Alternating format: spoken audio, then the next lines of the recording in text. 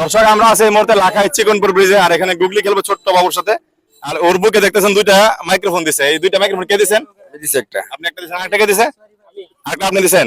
ঠিক আছে গুগলি, আমরা খেলবো, পারলে কিন্তু প্রশ্নের উত্তরের টাকা আমি দিব।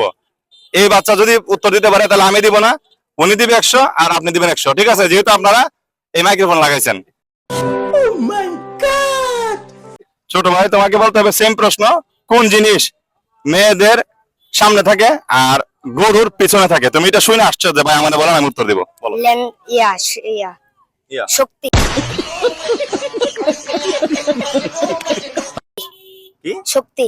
শক্তি মানে? শক্তি মানে পেশি শক্তি? মানে গরুর পিছনে শক্তি থাকে, গরুর পিছনে শক্তি খাটায়, আর মেয়েরা মেয়েদের সামনে।